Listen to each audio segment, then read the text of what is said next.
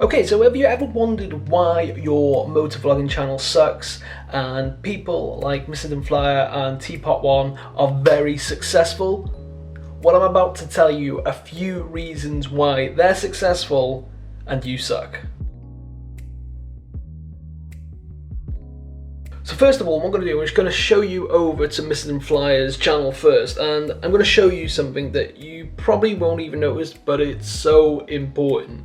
Okay, so if you go over to TheMissendenFlyer's channel, you'll see straight away on the banner, bike news, reviews, how-tos, trips and tours, and much more. So it basically tells you what you're going to expect when you watch his videos.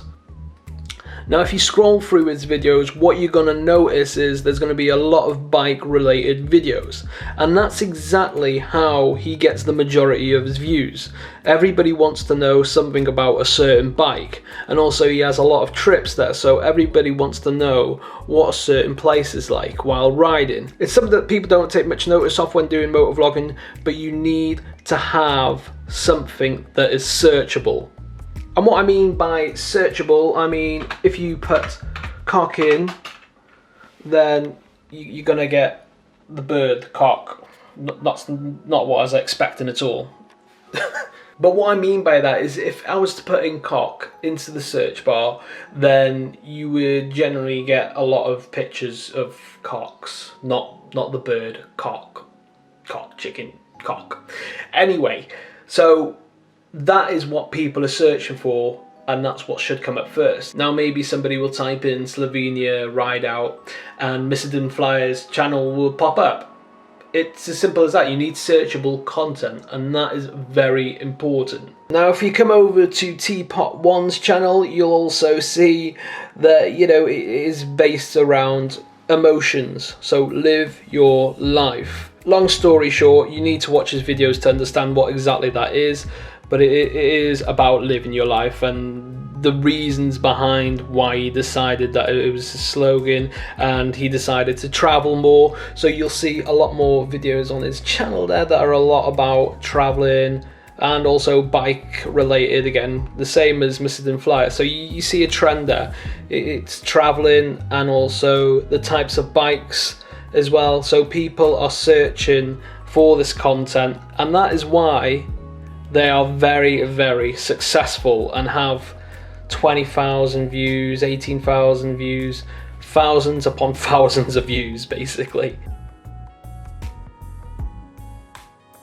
And that's another thing that people forget about, is that when you go to do YouTube, it isn't something that's going to happen overnight. You're not going to make loads of subscribers, you're not going to get loads of views and have a massively successful channel. That just does not happen unless you're extremely lucky, and yeah, it just doesn't happen nowadays. Okay, so if you do come over to the board here as well and you see all these people here, I'd say the majority of these people now do not do motovlogging, and I'd probably say about 1 to 2% actually are doing well for themselves. Like, you've got Captain Rambunctious still on there, you've also got Motonosity and Yummy, whatever his face is, I don't really watch him. That's really about it. All those people that started to do it don't no longer do it anymore. Now, I'm not trying to dishearten you or anything, but I'm just telling you the truth and being real with you. Just because you put up a motovlogging channel and want to video yourself, it doesn't mean you're going to become successful. It really doesn't. You have to have some sort of value to give people, because you need searchable content. You also need a decent brand, because you're competing with so many different people out there now. And I myself don't even do branding that much. You know, I have done in the past where I've put an intro and I've done a logo and also I've done an outro, but I've never really stuck to it, and it's always been on and off, you know, where I'd put maybe my Instagram in between videos and subscribe and like and all that. It does help, but it doesn't help that massively, because I'd say probably 90% of the people that watch my videos are actually not subscribed, and nobody subscribes anymore. That's just the pure truth right now. So if you are getting into YouTube itself, then you're going to struggle to gain subscribers just because YouTube has made it that hard. But there are a few simple little rules that you can do to help your channel if you are thinking of getting into motovlogging, and that is just do searchable content to start off with. Because I'm not being funny, nobody really cares about you, nobody really cares about me in the sense of knowing more about me and who I am.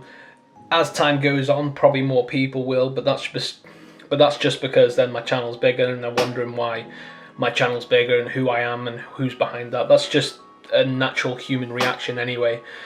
This chair's so squeaky. Also, branding, like I said, very important. You need branding now, especially because you're competing with so many other channels out there, and it's not really an excuse not to. I mean, I say that, but I'm really lazy with it. So really, I should do branding more.